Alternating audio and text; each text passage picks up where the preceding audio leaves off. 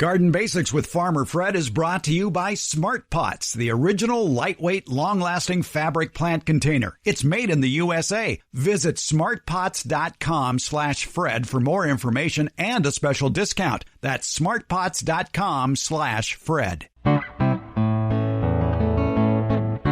Welcome to the Garden Basics with Farmer Fred podcast. If you're just a beginning gardener or you want good gardening information, well, you've come to the right spot.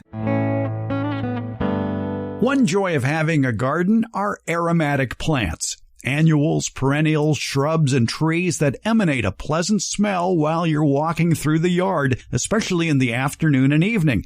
We call them shows for the nose. We talk with New York-based aromatherapist Amy Anthony about the power that various aromatic plants can instill in us.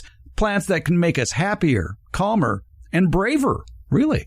Plus, master gardener and chef instructor Andi MacDonald shares her recipe for vegan split pea soup, whose ingredients you might be growing in your garden right now. We're podcasting from Barking Dog Studios here in the beautiful Abutilon jungle in suburban Purgatory. It's the Garden Basics with Farmer Fred podcast, brought to you today by Smart Pots and Dave Wilson Nursery. Let's go.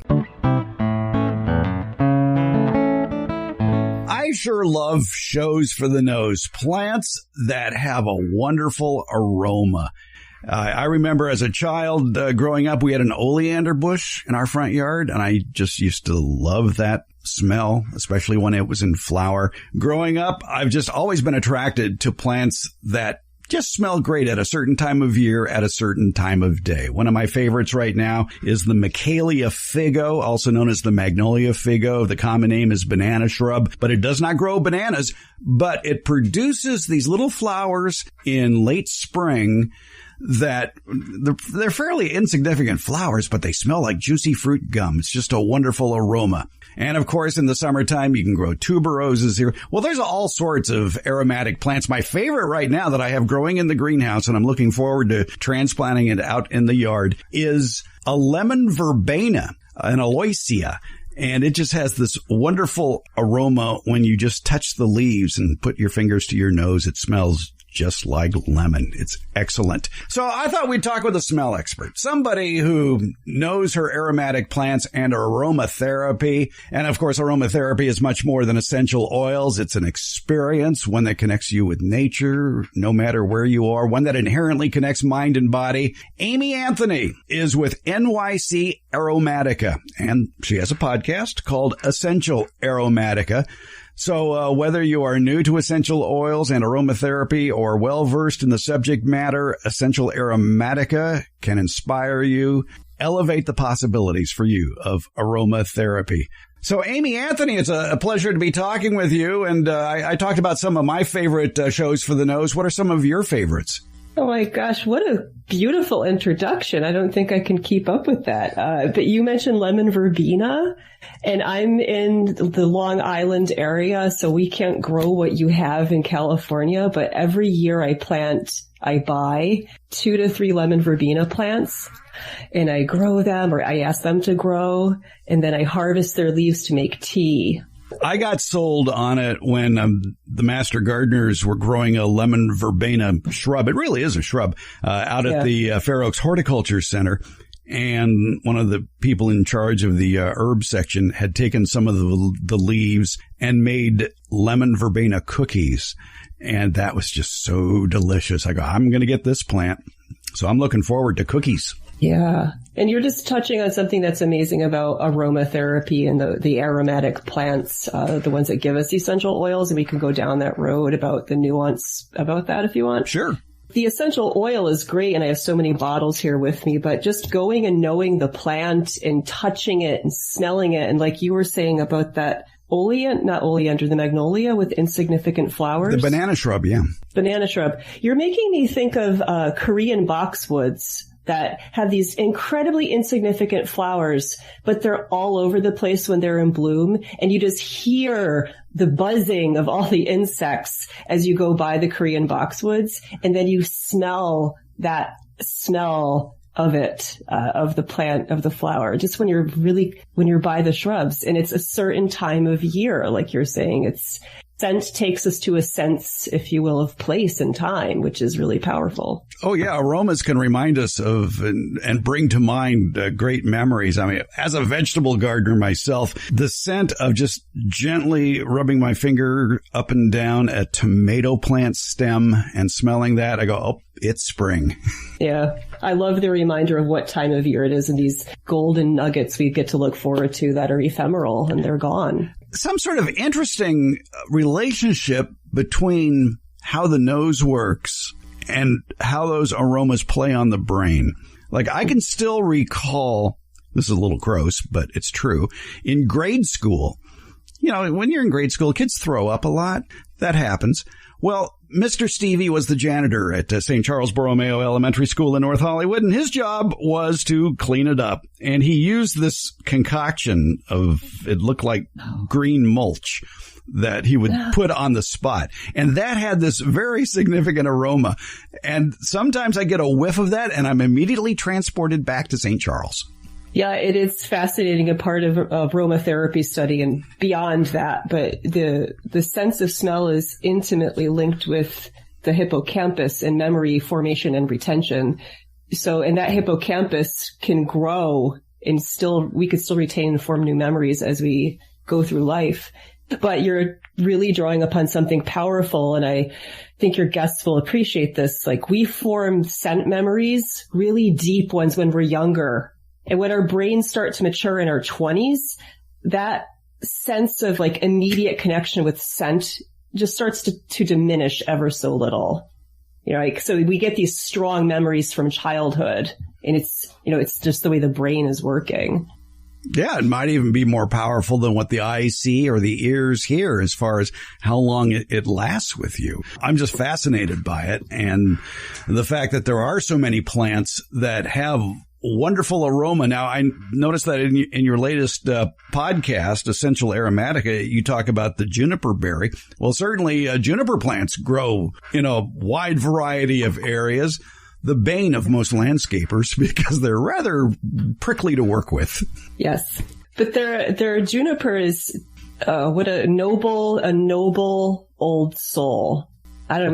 We could wax poetically about that, but yeah, juniper. I'm inspired by this time of year here in New York State. It's cold still-ish. Keep me on track here because I'm like, it's actually kind of disgustingly warm here for February in New York. But anyway, juniper, right? Juniper is around the world. There's so many different species. It is a giver of its gorgeous berries that we can cook with. And it's an incredibly cleansing plant for the mind, cleansing for the spirit. The berries are just so powerful. And before me, I have like 3 bottles of juniper berry essential oil. And you're inhaling it. Yes. Yeah. What about these diffusers? I mean, I got to confess, I got onto an aromatherapy kick and I bought 3 different diffusers to scatter around the house and put different essential oils in them to enjoy. It turned out to be more work than we were willing to do, but still, it was a nice experience.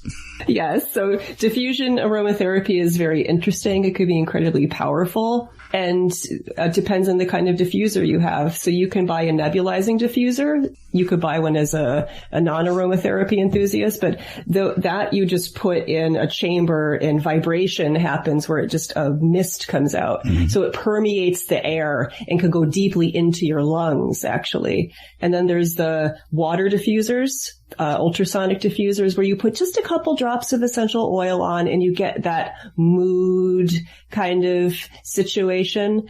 I'm making this distinction because diffusion aromatherapy, when you use that nebulizer, you get the more pharmacological effects of inhaling the oil deeply into your body. And there's a distinction between that.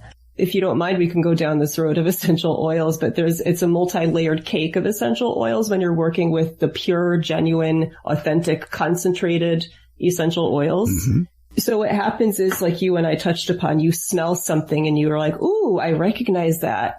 I know what that is. Oh, I like that. So there's already that happening. And then You might have a memory that you remember elementary school or grandma's cooking. And then essential oils are antimicrobial in nature. They're heavily anti-inflammatory. Many of them have affinities for the respiratory tract. And when you inhale this stuff, you are taking in that antimicrobial properties. You're also working with the nervous system, neuroendocrine system. So it is true that lavender can make you sleepy by working with your nervous system receptors. I think that's the reason I got it originally was to put me to sleep quicker. And that was with the lavender essential oils. How easy is it to make your own essential oils from the plants you grow? That's a great question because I do distill for the aromatic waters, the hydrosols. It takes a lot of plant material to obtain essential oils. So the figure I always use is lavender. Depending on the lavender plant, location, all that, growing season, 250 to 300 pounds of flowering lavender tops to get a pound of oil. 350 pounds of flowering lavender tops must be harvested to then put into a still to then obtain 1 pound of oil. A lot of plant material. So we're talking like farms, of a lot of plant material. So it's crazy. Like I grow lemongrass here ornamentally and I'll cut it and I'll cut like 3 pounds of lemongrass. I get like not even a milliliter, 1 ml. I get like nothing. Essential oil. Yeah. Right. So basically, if I want the essential oil of rosemary, I would need an acre of rosemary if you're using the flowers and not the leaves. And frankly, I'd rather the bees have the flowers in the wintertime. That's how I feel, honestly. When I distill, I take what's on my property or I go to an organic farm near me and I take what I need for me, for my small aromatherapy practice. And then, like you're saying, I want it for everybody else. You want to leave that behind and be responsible. I mean, there's a whole thing about the big billion-dollar industries of essential oils and overuse and bad oils out there, bad business practices. Yeah, let's leave it for the insects. Well, yeah, especially in USDA Zone 9 and in parts of 8, you can grow rosemary as a flowering plant in the wintertime, and that may be one of the few plants that the bees will be attracted to on nice days during the winter to enjoy. I love how you mentioned rosemary because I have 2 pots of rosemary, and I put them in the garage every winter. And every winter, without any water, because it's rosemary, they are flowering right now. They started flowering in early December. Mm-hmm. So every time I go in the garage, I see these 2 rosemary plants just happily doing their thing with no insects to visit them. Oh. Now, it's kind of scaring me that you're growing rosemary in your garage. Are there lights or a bright window there? There are some windows and it gets the light it needs. It's just fascinating how plants are so resilient. Well, yeah, they want to grow. For essential oils, are you mainly harvesting the flowers and not the leaves? That's a really great question, and it depends on the plant. So rosemary, you would want rosemary when it's flowering or just about to flower, and you would harvest the top thirds, like the young shoots. Okay. And you snip, snip, snip, snip. Same with lavender, just newly flowering tops. You could get, there's oil in the stem. I have the juniper berry. You would want to take the berries, but you could harvest the top, the top of the twig with the berries.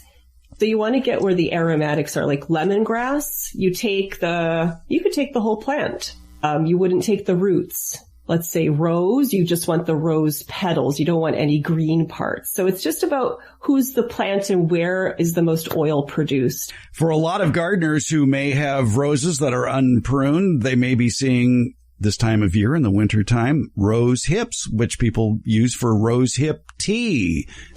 So how easy is it to make rose hip tea?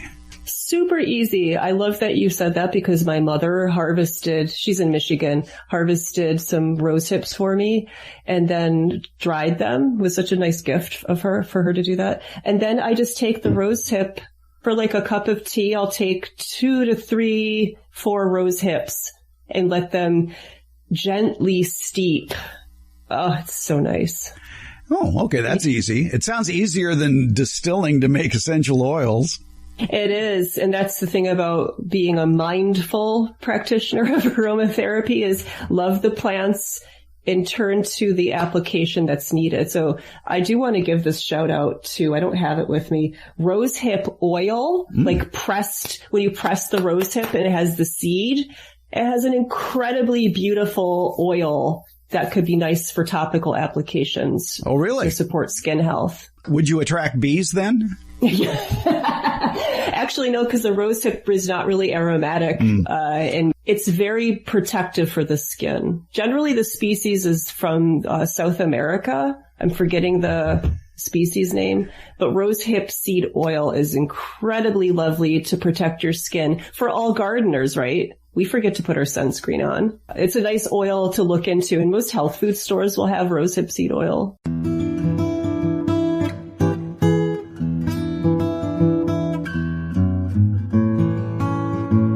I've told you about Smart Pots, the original award-winning fabric planters. They're sold worldwide. Smart Pots are proudly made 100% right here in the USA. They're BPA-free and lead-free, making them safe for growing vegetables and other edibles. Well, the folks at Smart Pots have added a new product to their lineup, perfect for building the healthiest soil imaginable for your garden by composting. It's the Smart Pot Compost Sack, a large 100-gallon fabric bag that's lightweight yet extremely durable and lasts for years. It can hold 12 cubic feet of pure compost. This rugged fabric is entirely porous, containing many micropores that allow for air circulation and drainage. It's easy to start a compost pile with the Smart Pot Compost Sack. Just open the sack, set it on level ground, and start adding your compostable materials, grass clippings, vegetable peelings, coffee grounds, and more, as well as fallen leaves, straw, and shredded paper. Next, place the optional cover over the sack. That's all there is to it. Smart Pots are available at independent garden centers and select Ace and True Value hardware stores nationwide. You can find the location nearest you at their website, and you can buy it online from Smart Pots. Just visit smartpots.com/Fred. And don't forget that /Fred part, because on that page are details about how, for a limited time, you can get 10% off your Smart Pot order by using the coupon code FRED, F-R-E-D. Do it at checkout from the Smart Pot store. Visit smartpots.com/Fred for more information about the complete line of Smart Pots' lightweight, colorful, award-winning fabric containers and their new compost sack. And don't forget that special Farmer Fred 10% discount. It's Smart Pots, the original award-winning fabric planter. Go to smartpots.com/Fred. Let's get back to our conversation about shows for the nose, aromatic plants, with the host of the Essential Aromatica podcast, aromatherapist Amy Anthony. Now, one plant we were talking about earlier before we started is one of my favorite shrubs that does a whole host of duties in the yard, especially here in USDA zones 9 and 8. The bay laurel plant, Laurus nobilis, the shrub that in my yard would get 15, 20 feet tall. The leaves, you crack a leaf and, it's spaghetti time. What a wonderful aroma. And it's so, like, the symbolism of laurel. Like, I have them here. I have them in little pots, and these guys are probably 2 feet tall. I can't ask them to grow here, so I have to bring them in the garage where they overwinter. The poor garage. What? Well, the poor garage. Your car's outside. Now you got a garage full of plants. I do. My husband is very gracious. Very good. But bay laurel is such a, I'm so jealous that you can have this plant. I don't harvest its leaves here. I leave it when it flowers. Mm-hmm. Oh, those flowers are gorgeous. You see the bees visiting it, and you could just take a leaf and crush it like you were saying and smell it. Or one thing I like to do as an aromatherapist is I like to, whenever I make soup, I like to put my herbs on the side and make a tea of it and an infusion. Because that way I don't have to strain things out. I could do what I want. And then you lift the lid off. And if you have like 20 bay leaves in a pot of ever so slightly, steaming water, it's like heaven. It is. Exactly. But laurel, just to share a couple things about laurel, laurel we cook with because it's really digestive. It helps with digesting fatty things. I think it's like a gall liver type support. Many of the essential oils or aromatic plants help with getting the GI system moving and helping digestion move along. But laurel, the way I know it to work with emotions, because when we work with the aromatics, we're working with emotions as well and states of being and how we feel. Laurel gives you chutzpah. It's like I can do this. It's courage, right? It's been used for centuries for, the crown of laurel, victory. It kind of gives you a little pep in your step if you need that boost. If you smell some laurel essential oil, and as a tip, I have on my website, lots of free videos and free classes. I have on the first page, how to smell an essential oil. And you might think that sounds so stupid, Amy, but really, how do you get something out of this for you? If you take one drop of laurel essential oil and smell it on a cotton pad for 3 minutes, I'd love to see what your response is, because something's probably going to happen. Wow. Okay. That's what I love as being a teacher. It's like, how do you work with the oils, right? A lot of us are like, I've heard of essential oils, but it's like, how do you really work with them and incorporate them in your life? Maybe start growing some of the plants so you get to appreciate where that oil comes from. It's important. So there's a tip for all you salespeople out there. Before you have to make a cold call, you might want to sniff some bay laurel. I love that. All right. Chutzpah. Chutzpah, yes. One interesting plant that I grow to attract beneficial insects, because apparently insects are hooked on nicotine, flowering tobacco. Oh. And the tubular flowers attract hummingbirds and butterflies, and the plant itself gets about 4 or 5 feet tall and 2 feet wide, and it has a great nighttime aroma. And I always love the plants that have an aroma at night, because you come home from a hard day at work, you can walk through the garden and inhale and calm down immediately. Yeah. I love to grow ornamental. So I'm in zone 7B. We're on the east end of Long Island on the North Fork, as it's called. And we have, I can't grow what you grow, but I have been growing native tobacco and ornamental tobacco, and that headiness, and you see the different insects visiting these plants, like you're saying, and it's heady. It's just divine to sit there and be mesmerized looking at a tobacco plant. Yeah, there's something, and that's the thing that I love to talk about aromatics, and I geek out about essential oils, but tobacco and these gorgeous oleander, we can't get essential oils from those plants per se. There's just something about engaging our sense of smell and realizing how important it is to us as creatures of this earth, and how scent is a chemical means of communication. So scent in insects, plants and insects have been evolving together for thousands and thousands of years, right? And we have too. But I like how you're bringing up, always go back to the insects, because there's a special relationship that plants and insects have. Without insects, there's no fruit. So we need it. So plant those gorgeous plants. You know what I want to share with you? Sure. I was planting euphorbia. It's someone I'm getting to know, and it's in the back of our 3-season room. I'll have to send you a picture. And I haven't been watering it, but it's getting light, and it just started flowering. And even my husband, who's not into what I do so much, and I'm not into what he does, the aromatic smell from those flowers is interesting. And the volatile language is shared amongst all the plants. There's a similar chemistry, but I was like, I smell yarrow. Mm-hmm. Yeah. So there's a chemical language, the chemistry is shared. So I was so excited that these guys are blooming. It's new to me. There's always something new. Unfortunately, euphorbia has the common name that some people don't like, and that's spurge. You think of spurge, you think of weeds, but euphorbia is commonly called spurge, which makes it easy to grow. We'll hope so. I'm glad you brought that up, because when I was looking at the plant tags and I was seeing euphorbia, spurge, I'm like, ew, spurge. That's what I think. Yeah. I've been gardening my whole life. And I'm in my early 40s. Yeah, euphorbia actually is there's just so many euphorbs out there that you can grow that are just gorgeous with wonderfully different flowers too.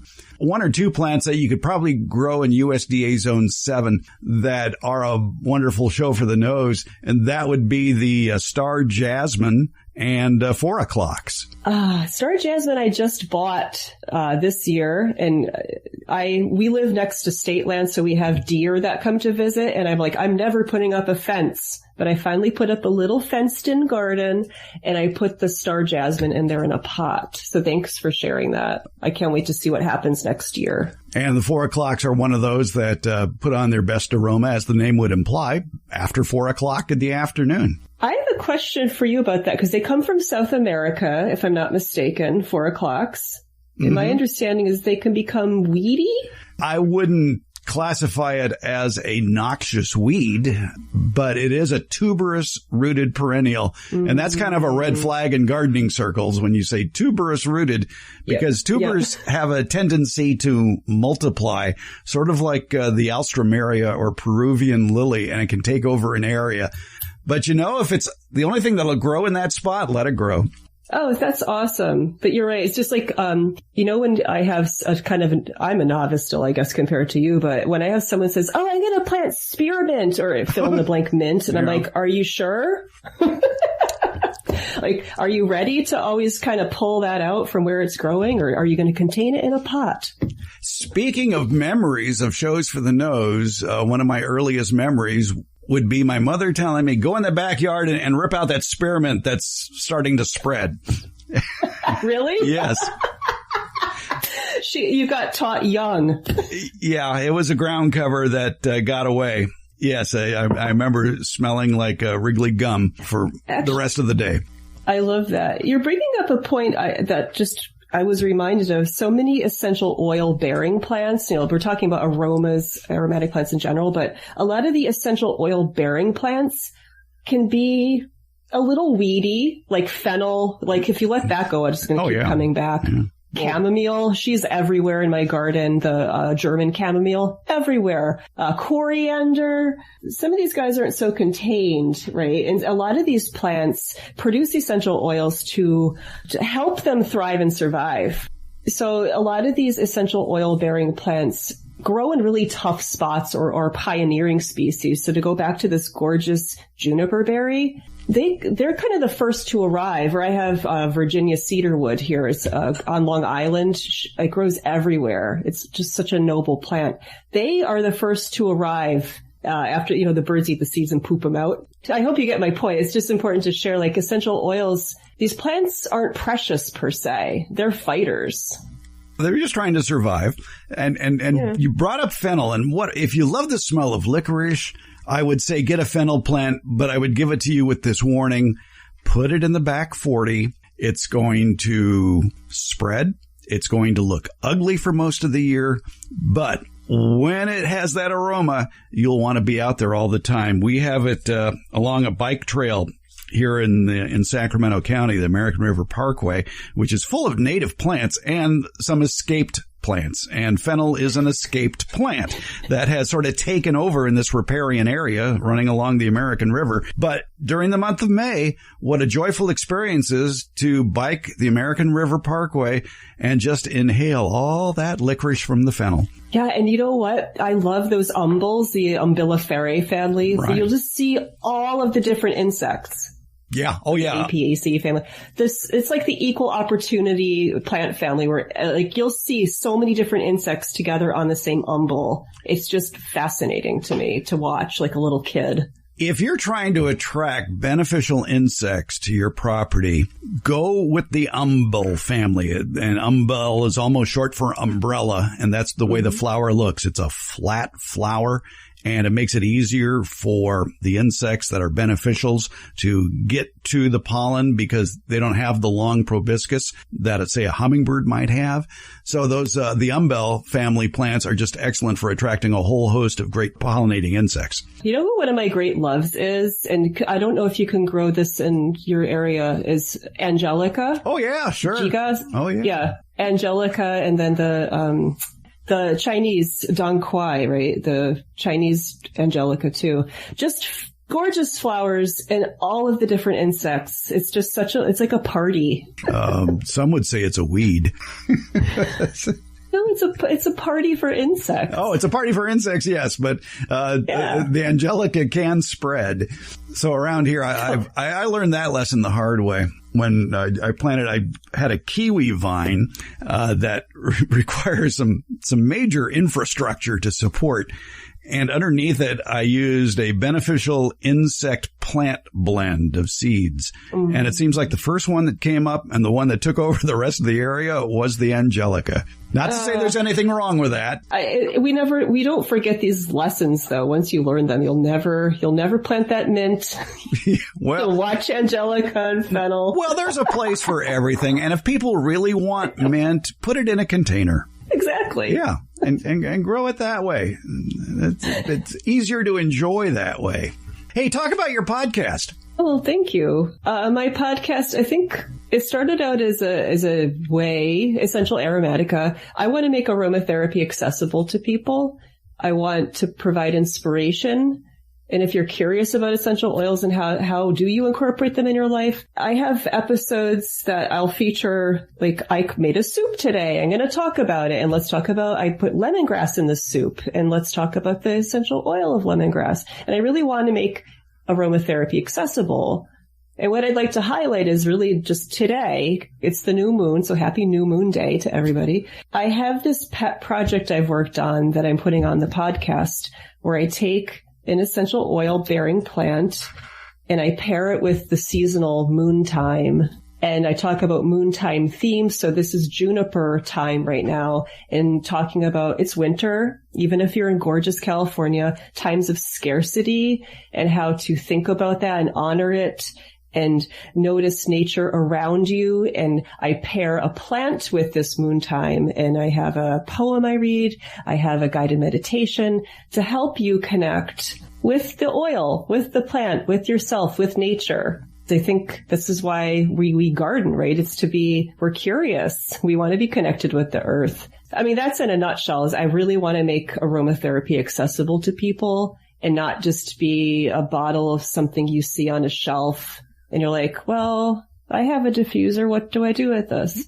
I'll pause because it's a big question. Yeah. But I'm here to share. I'm doing this out of passion. A lot of my work is out of passion, actually. Well, that makes you a happy camper. Very. Yeah, exactly. Who wants a job? I mean, I understand why they do it, but I could never have a job where sitting on my desk is a calendar with X's through the dates to the day I retire. Why are you doing that to your life? Live your passionate life. And if I could just really share briefly, I worked in corporate America. I was a market researcher, meaning that's focus group design, survey design, data analysis. And it's really cool stuff. But towards the end of that career, I would look up at this. I was in downtown Manhattan. I worked at a very global bank. And I was like, why am I here? And I was just not happy. And I got to follow my heart. And aromatherapy, it was like knocking, the universe was like, we're here. Amy, you need the plants. We're here. And this is my way of connecting and hopefully sharing with other people. I'm glad you followed your heart. Thank you. But consider me as a resource. I hope for inspiration, for essential oils, aromatherapy. And I've been told I'm a passionate teacher, which I think I'd agree with. And that's a good thing to be. Yeah, I invite, learn from me. I'm a resource. If you go to my website or my podcast, I'm sharing, I'm loving, and I want people to be as excited as I am about plants. The website is nycaromatica.com. The podcast is called Essential Aromatica. There are videos at the website, online classes, consultations, a lot to read. Check it out. Amy Anthony and Essential Aromatica is the podcast. Scent is information and it's cultural.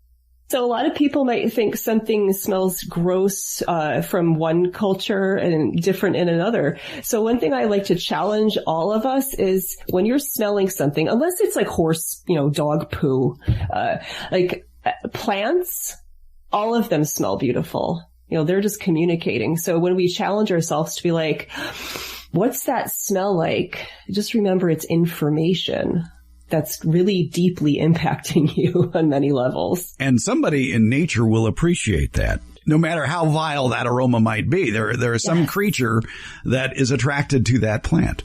Like the corpse plant. There you go. Yeah. Who needs more flies? Well, put in a corpse plant. But yeah, you're right. That coevolution's there. So someone needs it and appreciates it and loves it. I love that. Thank you. nycaromatica.com is the website. The name of the podcast is Essential Aromatica. Amy Anthony, thank you for being with us today and explaining more about aromatherapy and those shows for the nose. Thanks so much for having me. I love this.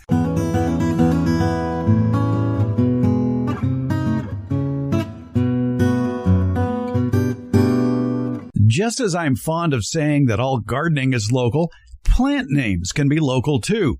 You heard aromatherapist Amy Anthony refer to a plant in her area of New York's Long Island as the Virginia cedarwood. That's a plant prized for its oils and loathed by many for its tendency to spread. It's also commonly called the eastern juniper. It is, as Amy said, a pioneer species. That means that it is one of the first trees to repopulate cleared, eroded, or otherwise damaged land. It's a rather long-lived plant as well, with the potential to live over 900 years.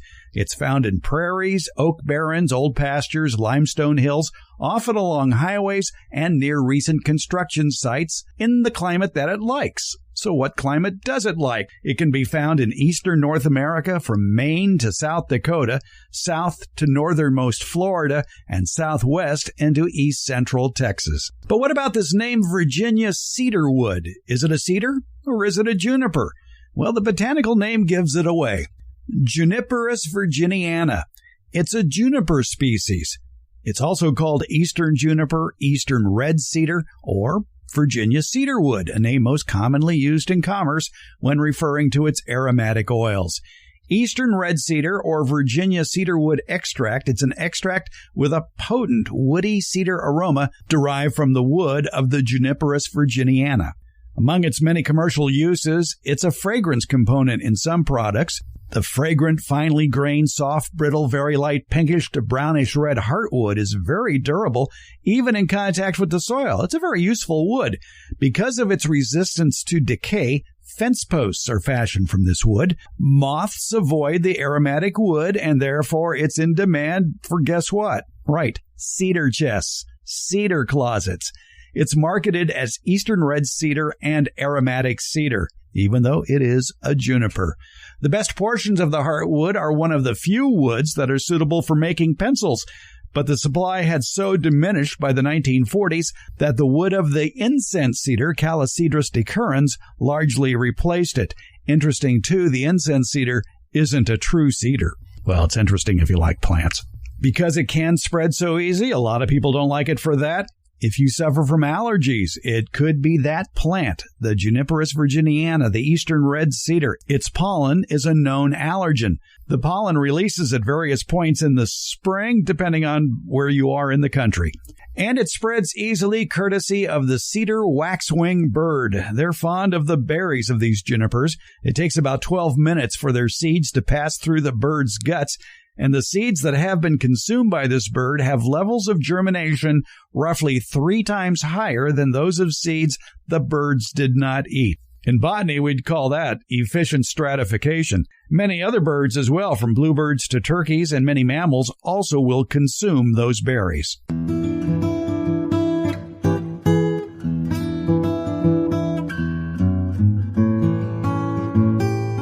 The weather may not be perfect for outdoor gardening right now, but it's perfect for planning your 2023 garden. Now's the time to plan the what and the where of what you want to plant for the future. And to help you along, it pays to visit your favorite independently owned nursery on a regular basis throughout the fall and winter just to see what's new. And coming soon to that nursery near you is Dave Wilson Nursery's excellent lineup of farmers market favorites, great tasting, healthy fruit and nut varieties. They'll already be potted up and ready to be planted. And we're also talking about a great selection of antioxidant-rich fruits, such as blueberries, blackberries, raspberries, goji berries, grapes, kiwi, mulberries, gooseberries, figs, and pomegranates. Wholesale grower Dave Wilson Nursery has probably the best lineup of great tasting fruit and nut trees of any grower in the United States. Find out more at their website, davewilson.com. And while you're there, check out all the videos they have on how to plant and grow all their delicious varieties of fruit and nut trees. Plus, at davewilson.com, you can find the nursery nearest you that carries Dave Wilson's plants. Your harvest to better health begins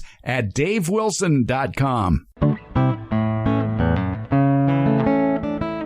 Are you hankering for some split pea soup? We are talking with a noted chef and master gardener, Andi MacDonald. And Andi, I know you love split pea soup. You're making it for the group here on this Saturday workday at the Fair Oaks Horticulture Center. It smells delightful. Tell us first about your love affair with split pea soup. Okay, so when I was little, my Aunt Carol, who lived on the coast, we'd go to visit her, and my father would take us out to Split Pea Anderson's for endless bowls of split pea soup. And I just thought it was wonderful because we got to go to a restaurant and eat as much as we wanted. And as a 10-year-old, that was a delight. So a few years later, I went back, and I wasn't as thrilled as I was as a 10-year-old because to me the soup seemed rather plain and bland. And so I decided that I would fix that. And so I came up with a different version. And I notice in the recipe that you do the cooking in an Instant Pot.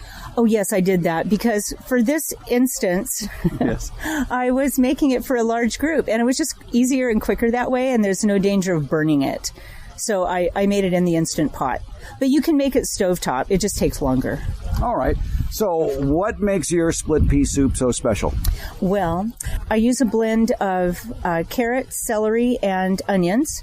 And I also add russet potatoes and cook those. And then the herbs that I use bay leaves, and I use oregano, and I use thyme, and I use liquid smoke because I make this version vegan. And so you can't do a ham hock with it if you're vegan.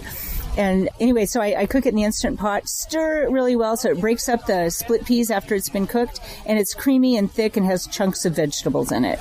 Okay, I'm going to ask a very basic question. Mm-hmm. Can you grow split peas, or do you have to buy split peas? I would recommend you buy split peas. I'm sure you could grow them and then dry them. And I don't know, split them. You just buy them. They're really inexpensive. It's a very inexpensive food that can feed a lot of people. Okay, another basic question. Where is it in the grocery store? Oh, it's with the beans. Okay, so it's a canned product. No, it's dry. Oh, it's a dried product. You have to use dry. Okay. Yeah, dry split peas.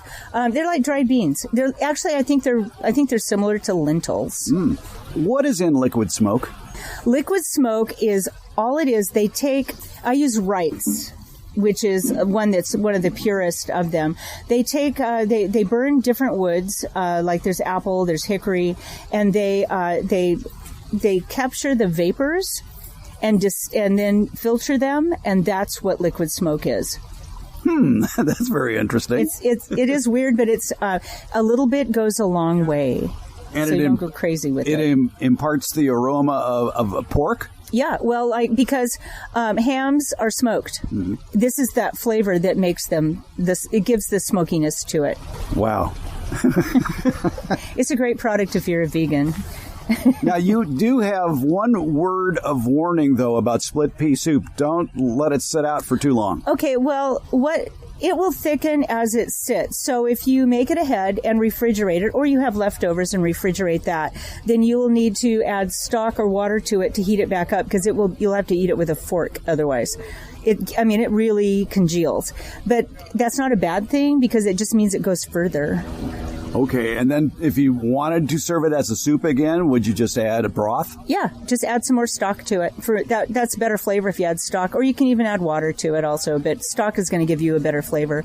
And yeah, and you just add more to it and make it whatever consistency you want, because it's not going to thicken as much while you heat it.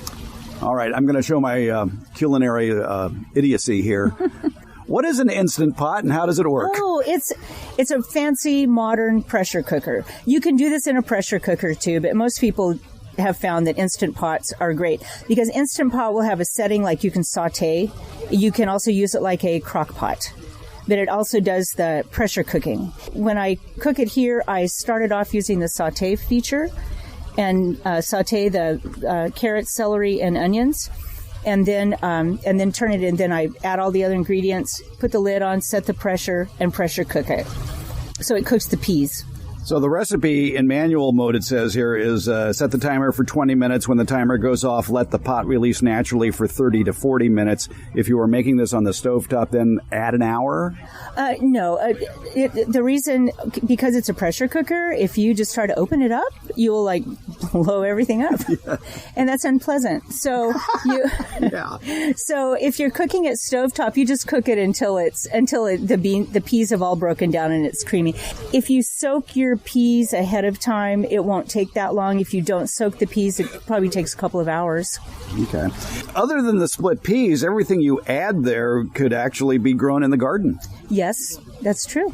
Except for like soy sauce. Well, yeah, unless you live next door to the Kikkoman factory. Or right. Whatever.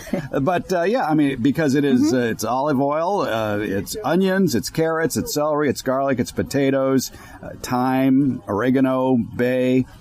Sounds good. Yeah, so I call it my more than basic split pea soup. Andi MacDonald, chef instructor, Sacramento County master gardener, feeding the crew here at the Fair Oaks Horticulture Center on a workday Saturday with her more than basic split peas soup. Andi, it smells delicious. Thank you. Enjoy it later.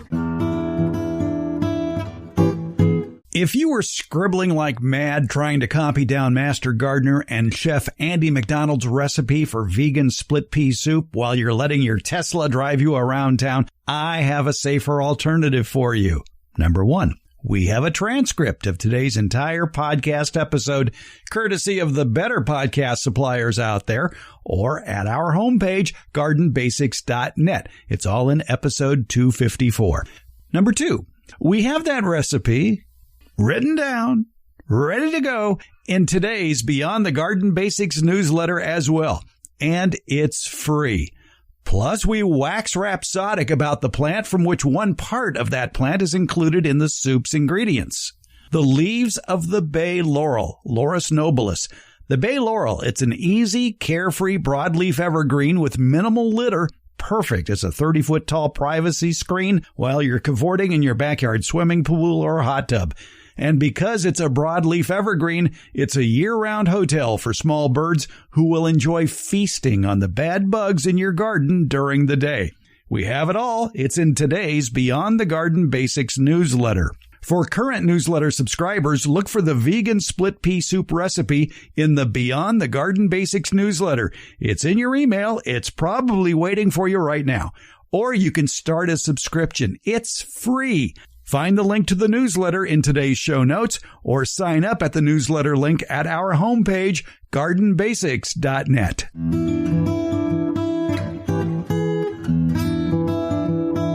The Garden Basics with Farmer Fred podcast comes out once a week on Fridays. Plus, the newsletter podcast that comes with the Beyond the Garden Basics newsletter continues, and that will also be released on Fridays. Both are free, and they're brought to you by Smart Pots and Dave Wilson Nursery. The Garden Basics podcast is available wherever podcasts are handed out, and that includes our homepage, gardenbasics.net. And that's where you can also sign up for the Beyond the Garden Basics newsletter and podcast. That's gardenbasics.net, or you can use the links in today's show notes. And thank you so much for listening.